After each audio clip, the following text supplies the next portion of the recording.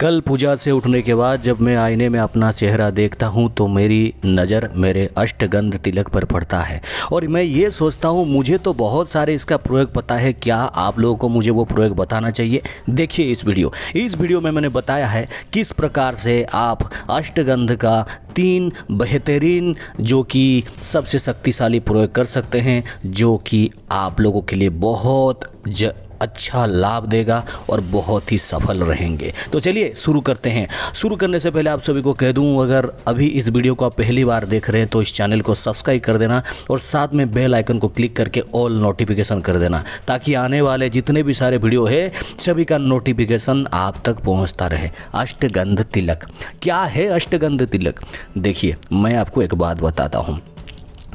मैं आज से कुछ साल पहले जब हैदराबाद में रहता था, दक्षिण भारत में किसी से कोई जो जानकार व्यक्ति थे, ये सारे पूजा पाठ व्यक्ति, तो वो जब तिलक लगाते थे मैं उनको पूछता था, आप ये एक बहुत सुंदर सा तिलक लगा रहे हो और उसका जो खुशबू है बहुत ही सुंदर था। तो उन्होंने मुझे पहली बार बताया कि ये प्योर अष्टगंध तिलक है। तो मैंने कहा कि ये बाज़ार में नहीं मिलेगा। वो बोले कि हाँ मिल सकता है, मिलेगा, लेकिन प्योर जो होता है उसका जो रेट है, वो सामग्री है, बहुत अलग रहता है। इसीलिए इसका जो है इसी प्रकार से सामग्री से आप बना सकते हो। तो उनसे मैंने नोट डाउन करके लाया था और मैंने एक बार इसको बनाया भी था। थोड़ा कॉस्टली पड़ता है, लेकिन ये जो बाज़ार की अष्टगंध से थोड़ा अलग रहता है, क्योंकि ओरिजिनल अगर आप अष्टगंध खरीदेंगे तो आपको कम से कम 100 ग्राम के 700 या 800 रुपया पड़ जाएंगे। तो दैनंदिन जीवन में हर किसी के लिए इतना सहज नहीं होता है।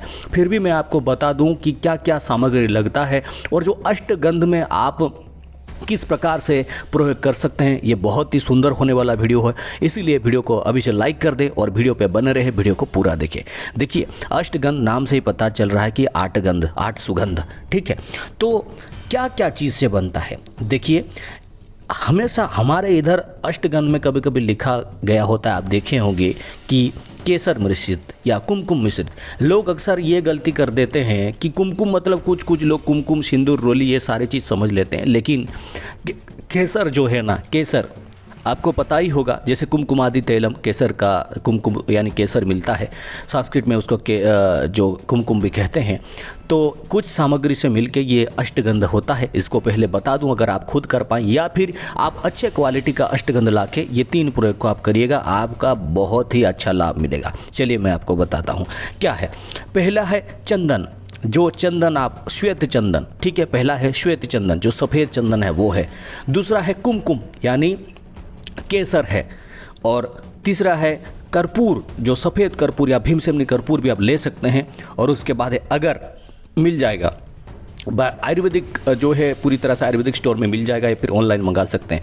उसके बाद गोरचन, ये ओरिजिनल थोड़ा हार्ड है इसीलिए मैं कहता हूं कि आप जो अच्छा अष्टगंध दे के कम से कम 50-60 ग्राम को भी आपको, मेरे हिसाब से अगर सही किसी ने बनाया होगा तो कम से कम 400-500 रुपया तो होगा ही उसका फीस। तो उसके बाद है गोरचन, ठीक है, हाँ गोरचन बोला मैंने। तो उसके बाद है जटामानसी, जटामानसी एक है, और उसके बाद है रक्तचंदन, हाँ रक्तचंदन, और एक हाँ कचूर, एक मिलता है कचूर, कचूर का पाउडर भी आता है। आप आयुर्वेदिक दुकान में बोलेंगे तो, आयुर्वेदिक मेडिसिन स्टोर में बोलेंगे तो वो आपको दे देंगे, या फिर किसी भी पूजा सामग्री में सारी चीज़ मिल जाएगा। तो हो गया आपका चंदन, कुमकुम, कर्पूर, अगर, गोरचन, जटामानसी, रक्तचंदन, कचूर। रक्तचंदन मतलब लाल चंदन है। तो इन सभी का पाउडर फॉर्म में आप ले लीजिए, या फिर आपको पाउडर बनाना ही पड़ेगा।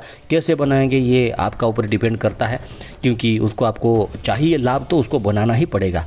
तो इसको, हालांकि इसकी एक विधान है कि हर किसी का सेम मात्रा में मिलाना ज़रूरी है, लेकिन आप सोचिए, अगर मैं आपको बोलूँगा कि चंदन आप 10 ग्राम और कुमकुम 10 ग्राम, कर्पूर 10 ग्राम, अगर इसमें सबसे ज़्यादा कुमकुम का रेट पड़ जाएगा, क्योंकि मुझे जहाँ तक पता है केसर का आपका 1 ग्राम का भी कम से कम 300, 350 या 400 रुपया तो होगा। तो 10 ग्राम को तो 4000 रुपया हो गया, तो बहुत ही कॉस्टली पड़ जाएगा। तो इसीलिए आप कर सकते हैं, उसको कुमकुम का मात्रा थोड़ा कम दे सकते हैं आपके हिसाब से, 1 ग्राम 2 ग्राम जो भी है, और उसको पूरी तरह से आप घिस सकते हैं, यानी जैसे उसको कूट दीजिए, यानी पाउडर फॉर्म में बनाइए, और उसको जो मैं प्रयोग बता रहा हूँ इस प्रयोग के हिसाब से आप उसको करिए।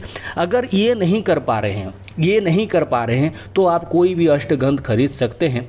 और मैं यही कहूँगा थोड़ा कॉस्टली खरीदें, यानी जिससे आपको लाभ हुआ, क्योंकि मैंने उन सिद्ध व्यक्ति से मैंने उनसे कुछ शायद 25 या 50 ग्राम के आसपास ख़रीदा था, जो कि मैं कुछ विशेष पूजाओं में यूज करता था, यानी मतलब जब ज़रूरी होता था, और उनको मैंने 850 रुपये दिए थे। तो थोड़ा इसका ज़्यादा प्राइस हो सकता है, और आप कोशिश करें अगर आपको ये सारे चीज़ मिल जाता तो बहुत अच्छी बात है। तो चलिए, ये सारे चीज़ मैंने अष्टगंध के बारे में तो बता दिया, अभी इसका प्रयोग सुनते हैं। देखिए, अष्टगंध का सबसे बड़ा जो इसका इम्पैक्ट रहता है, सबसे ज़्यादा जो इफेक्ट रहता है, वो आपकी मस्तिष्क के ऊपर रहता है। जिस स्थान में आप तिलक पहनते हैं, इसकी जो एरोमा होती है, ये सारे गंध का जो एरोमा होती है, जब आपके पास में आप जब सुगंधित को जो आप महसूस करते हो, तो ये आपकी मन को शांत बनाता है।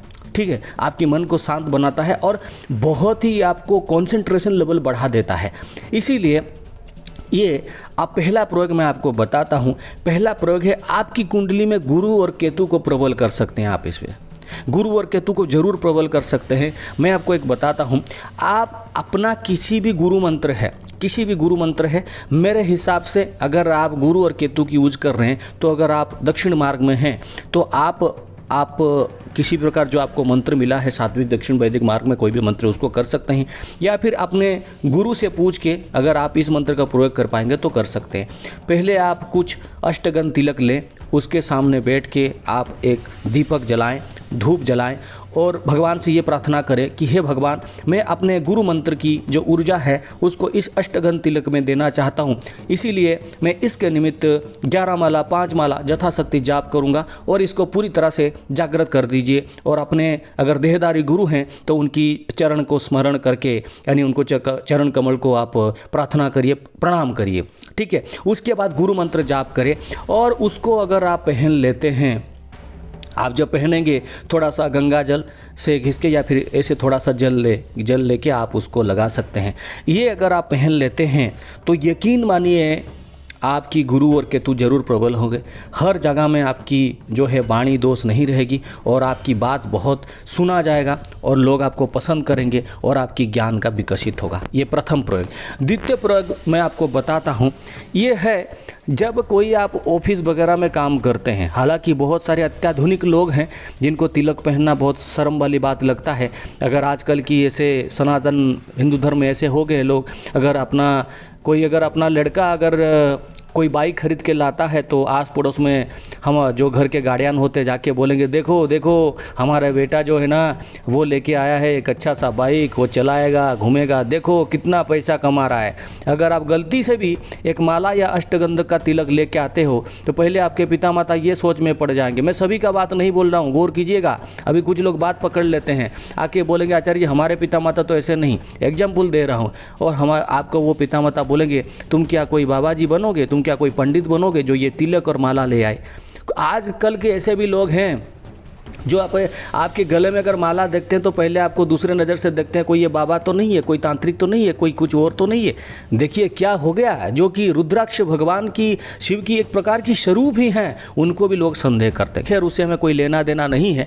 तो मैं आपको ये बात बताऊँगा कि जब आप इस प्रकार से जब कहीं पर जाते हैं, कुछ करते हैं, अगर ऑफिस में काम वगैरह करते हैं, अगर आपका बहुत ज़्यादा विरोध किया जा रहा है, आप सही मार्ग पर हो। ऐसा नहीं कि आप 8 घंटे की ड्यूटी में 3-4 घंटे अपने डेस्कटॉप पे कुछ मूवी भी देखते रहो या फिर फेसबुक वगैरह ये सारे चीज़ करते रहो, या फिर ऐसा, तो उसमें कुछ काम का नहीं है वो सारी चीज़। तो आपको काम करना ही पड़ेगा क्योंकि आपको इसलिए पैसा दिया जाता है, अपना कर्म को आप ठग नहीं सकते। अगर सब कुछ करने के बाद भी आपके ऑफिस में इस प्रकार से आपको कोई दिक्कत दे रहा है तो ये रहस्यमय प्रयोग करिए। ये प्रयोग है आपको उसी अष्टगंध को लेके, वो आपको क्या करना है, उसमें से थोड़ा सा जल लगा के किसी भी हनुमान जी का मंदिर में हनुमान जी को वो अष्टगंध चढ़ा देना है। या फिर अगर आप घर में भी आप हनुमान जी की मूर्ति या फोटो रखते हैं, उनको अष्टगंध का तिलक कर देना है। और उसी तिलक से थोड़ा सा कुछ लेके आके आपके जो बाकी जो अष्टगंध है उसमें मिला के उसको डेली आपको पहनना है। यकीन मानिए, अगर आपके विरुद्ध अगर कोई कॉन्स्पिरेसी कर रहा है, वो आपको देखने के बाद मित्रवत व्यवहार करेगा। ये कोई दूसरा चीज़ समझ मत लेना, ये कोई जो जिसको कहा जाता है क्या, वशीकरण या फिर सम्मोहन, ये सारे चीज़ की नहीं है। इसमें क्या होगा, आपकी ऐसी ओरा हो जाएगी, आपकी अगर कोई आपको कुछ बोलता है तो आपको ऐसे मानो कि कोई आपको बोला तुम इतने देर से बैठे हो, कोई काम नहीं किए, आप तुरंत से ये कि तुम कहाँ से इतना काम कर रहे हो जो मैं करूँगा, ऐसा आप नहीं बोलेंगे। वो तिलक पहनने के बाद आप बोलेंगे ठीक है, मैंने 2-4 मिनट बस ऐसे रेस्ट ले लिया था, अभी मैं फिर से काम शुरू करता हूँ, माफ़ कर दीजिएगा। तो उस इंसान की दिल पूरी तरह से परिवर्तित हो जाएगा और आगे के समय में आपसे मित्रवत व्यवहार करेगा। ठीक है, आप चाह के भी इसको और कुछ नहीं कर सकता कि मैं इसको लगा के जाऊँगा, लोग मेरे पीछे देखेंगे और सम्मान करेंगे, ऐसा नहीं हो सकता। अगर आप परफेक्ट हो, अगर आप काम में सही हो, अगर आप करेक्ट हो, तो हनुमान जी आपका साथ देंगे। वरना हनुमान जी की जितनी भी उपासना करो, जब तक उनका नियम का पालन नहीं करोगे, जब तक प्रेम भक्ति स्वरूप में काम नहीं करोगे, अगर जब तक आप सच्चाई पे ना हो, तो हनुमान जी आपकी बात सुनने वाले नहीं हैं। पहली बात है ये। दूसरा गया, तीसरा एक चीज़ मैं आपको बताता हूँ, ये बहुत ही सुंदर सा प्रयोग है। आपको एक काम करना है, अगर आपकी ज़िंदगी में मानसिक शांति नहीं है, पैसा है, सब कुछ है, गाड़ी है, सब कुछ है, लेकिन आपके जीवन में मानसिक शांति नहीं है, तो इस चीज़ को अगर आप प्रयोग करेंगे तो आपकी जीवन में मानसिक शांति ज़रूर आ जाएगी। देखिए, हर किसी के इंसान के घर में शायद मुझे लगता है किसी न किसी प्रकार की शिवपिंडी होगा, यानी शिवलिंग होगा, तो आप इसमें ये प्रयोग कर सकते हैं। या किसी भी आप जो गुरु बृहस्पतिवार या फिर सोमवार को इसको शिव मंदिर में कर सकते हैं। आप एक लोटा पानी में थोड़ा सा गंगा जल मिलाइए और उसमें थोड़ा सा अष्टगंध डालिए। फिर इसी जल से आप शिव जी का मंत्र जो मैंने बोला था, बहुत ही सुंदर मंत्र है, ओम जगत गुरुवे नमः, ओम जगत गुरुवे नमः, ओम जगत गुरुवे नमः, ओम जगत गुरुवे नमः, ऐसे कहते कहते शिव जी की अभिषेक करें। यकीन मानिए, अगर 15 दिन के अंदर अंदर आपके जीवन में परिवर्तन नहीं हुआ तो आप मुझे बोलना कि आचार्य कुछ नहीं हो रहा है। मैं आपको यही कहूँगा, आप कोशिश करते रहिए, क्योंकि एक रात में चमत्कार नहीं होता है जब आप बहुत दिन तक भक्ति करते हो, उसके बाद एक रात में भी चमत्कार होता है, लेकिन इसके लिए समय की आवश्यकता है। इसीलिए मुझे जहाँ तक विश्वास है, आपको जो 3 प्रयोग बताया और अष्टगंध क्या है उसके बारे में जो मैंने आपको बताया, ये आपको पसंद आया है। अगर पसंद आए तो थोड़ा सा सपोर्ट कर दीजिए। आप समझते हैं कैसे सपोर्ट करना, जैसे लाइक करना, सब्सक्राइब करना और ज़्यादा से ज़्यादा शेयर करना। आगे यही कहूँगा कि अगर आप अपने जीवन को मंगलमय बनाना चाहते हैं तो इष्ट कृपा सबसे बड़ी कृपा होती है।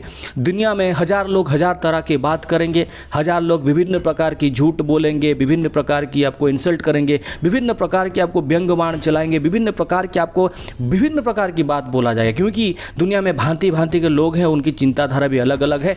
इसीलिए हमारे एक भाई कहते हैं कि कोई कुछ बोल दे उससे क्या होता है, वो चीज़ अगर आपने जीवन में घटित हो रहा है तो चिंता करने वाली बात है। अगर वो हम है ही नहीं तो उसके बारे में कोई कितना भी कुछ करे। इसीलिए तो ये कहता हूँ कि सत्य परेशान हो सकता है, सत्य पराजित नहीं हो सकता है। और सबसे बड़ी जो सत्य है वो सत्य है परमात्मा की मौजूदगी, यानी परमात्मा है, हमारे साथ हैं। कोई नास्तिक ये बोलता है भगवान को देखा है, आप कहो मैंने देखा है और मुझे तुझे प्रमाण देने की आवश्यकता नहीं है कि मैंने भगवान को देखा है। समझ लिए ना, ये गहरा शोध है, बहुत बड़ा गहरा शोध है। इस चीज़ को करिए, क्योंकि आप जानते हैं कि मैं कोई पुस्तक पकड़ के आपको विभिन्न प्रकार मंत्र के छंद, मंत्र के विनियोग, मंत्र की प्रकार ऐसे देने से बेहतर है कि आम जनमानस के लिए मैं वैसा चीज़ का रहस्य उजागर करता हूं जो अपने दिनचर्या में उसको कह सकता है। क्योंकि आजकल कोई पंडित, कोई पुजारी ऐसा आप लोग नहीं हो कि दिन में आप बैठोगे और हर समय एक विधि विधान के साथ करते रहोगे। आपको यही करना है कि कम समय में जैसे भगवत कृपा को प्राप्ति करने के लिए आप अपना काम को सही तरीक़ा से करो। यानी ऐसा नहीं कि दिखावे के लिए ओम लगा दिए, इतना बड़ा सा तिलक लगा दे, हे शंभू बुलाते रहो, फिर आप अंदर में भक्ति ना हो। ठीक है, ऐसा मत करना। आप अगर थोड़ा सा भी तिलक लगाते हो, अगर आपको शर्म लगता है तिलक लगाने में, क्योंकि बहुत सारे अत्याधुनिक लोग हैं, वो कहते हैं अगर ये तिलक लगाएंगे तो हमारे ऑफिस में हमको बोलेंगे ये कोई बहुत बड़ा बाबा बनने वाला है। ऐसा बिल्कुल भी नहीं है। अगर आपको शर्म लगाता है तो ये आपकी प्रारब्ध है, आपकी भाग्य है, उसको कोई नहीं बदल सकता। अगर थोड़ा सा प्रेम है तो आप इस प्रक्रिया को करिए, करने के बाद आपको कैसा फल होता है मुझे इस वीडियो में नहीं तो किसी दूसरे वीडियो में बता सकते हैं। ठीक है, जय माता दी, जोर से लाइक करिए। जय शंकर।